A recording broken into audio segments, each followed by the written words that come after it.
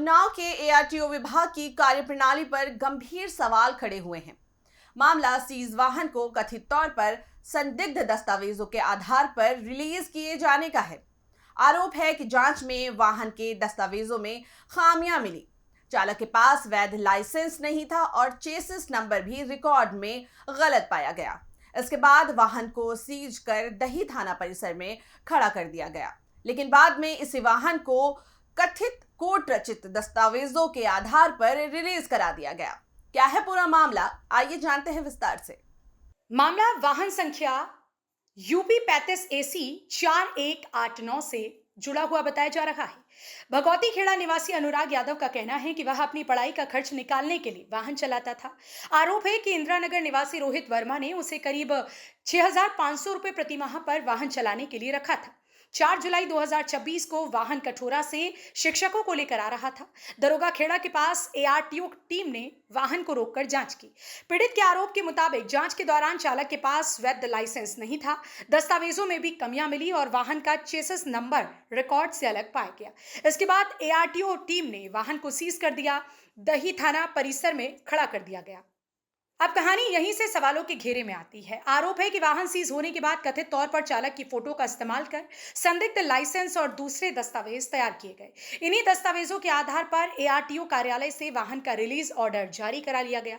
लेकिन सबसे अहम सवाल, जब वाहन का पंजीकृत स्वामी मृत बताया जा रहा है तो उसके नाम से सहमति किसने दी, हलफनामा किसने तैयार किया, दस्तावेजों की जांच किस अधिकारी ने की, और जब वाहन पुलिस की निगरानी में दही थाना परिसर में खड़ा था तो रिलीज ऑर्डर मिलने के बाद उसे किन दस्तावेजों के आधार पर बाहर जाने दिया गया। क्या थाना स्तर पर रिलीज ऑर्डर और उससे जुड़े दस्तावेजों का सत्यापन किया गया था? इन सवालों के जवाब जांच के बाद ही साफ होंगे। इस मामले में सूरज कश्यप ने भी गंभीर आरोप लगाए हैं। उनका दावा है कि ओमनी वाहन के लिए उन्होंने रोहित वर्मा को 90,000 रुपए दिए थे। सूरज का आरोप है कि वाहन से जुड़े विवाद के बाद उन्हें धमकियां भी दी गई। उन्होंने मामले में प्रभावशाली लोगों के नाम का भी जिक्र किया है। हालांकि इन आरोपों की स्वतंत्र पुष्टि अभी नहीं हुई। पीड़ित पक्ष का कहना है कि वो लगातार उन्नाव पुलिस अधीक्षक कार्यालय के चक्कर लगा रहा है और पूरे मामले की निष्पक्ष जांच की मांग कर रहा है। एक तरफ सीज वाहन की रिलीज प्रक्रिया सवालों के घेरे में है, तो वहीं दूसरी तरफ कथित फर्जी दस्तावेज, संदिग्ध लाइसेंस और मृत वाहन स्वामी के नाम से कागजात तैयार किए जाने के आरोप पूरे मामले को और गंभीर बना रही हैं। अब नजर इस बात पर है कि जांच में इन आरोपों की सच्चाई क्या सामने आती है और जिम्मेदारी तय होने पर कार्रवाई किसके खिलाफ होती है। मामला ये है, हमने रोहित वर्मा से एक गाड़ी ली थी, मंगाया था व्यवहार में, तो गाड़ी लड़ गई थी।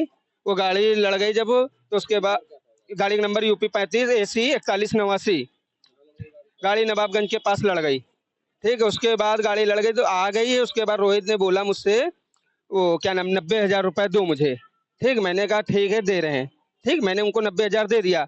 अब उसके बाद वो गाड़ी पकड़ गई कि जो दूसरी एक गाड़ी खरीद के लाए थे व्हाइट कलर, तो उसमें हमारी गाड़ी का नंबर बांध के चला रहे थे। वो गाड़ी कट गई थी, जो गाड़ी 4189 है वो कबाड़ी के पास कट गई थी। इन्होंने बेचा 14,500 रुपए में, वो भी पैसा रख लिया है मुझे कोई। उसके बाद ये गाड़ी जब पकड़ गई, मुझे जानकारी भाई ये 420 की गाड़ी है, तो मैंने इनसे बोला। उसके बाद मैंने बोला, जब मुझको धमकियां दे रहे हैं, मेरे घर पे आके बोल रहे हैं तुम पैसा दो, और जो 90,000 मैंने दे दिया उसका ब्याज मांग रहे हैं मुझसे।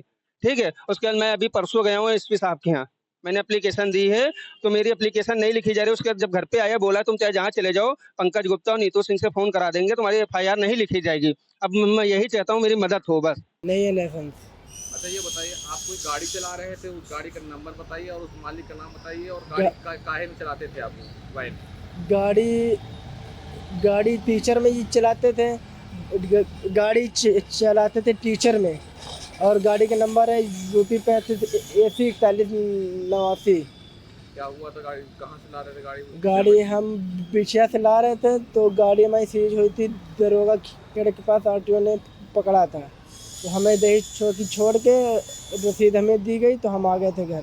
और रसीद, आपको गाड़ी का नंबर क्या था? गाड़ी का नंबर है यूपी 35 AC 4189। मालिक कौन है उसका? मालिक है रोहित वर्मा।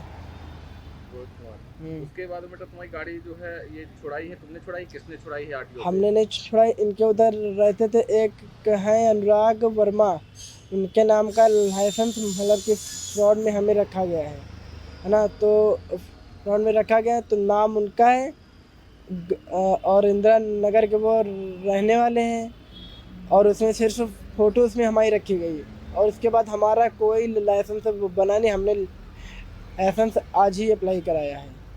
तो जो इस तरह तुम्हारे नाम से गाड़ी छोड़े जिसने छुड़ाई उस पर क्या कुछ कार्रवाई होना चाहिए कि नहीं होना चाहिए? इस पर कार्रवाई होनी चाहिए। नहीं, जी। जो आप उसकी गाड़ी चलाते थे जी। उसने गाड़ी रिलीज कराई, उसके बारे में आप क्या कहेंगे? वो जो हमारा लाइसेंस बनाए थे तो उन लोगों ने हमारे साथ फ्रॉड किया है। कितना मांगा है? इन्होंने मांगा था हमसे, बोले थे कि जो गाड़ी के चालान हुआ वो भरो, नहीं तो अपना हिसाब करो। उन्नाव के इस मामले में सवाल सिर्फ एक वाहन के रिलीज होने का नहीं है, बल्कि पूरी प्रक्रिया की पारदर्शिता का भी है, जो अब कई सवाल खड़े कर रहा है।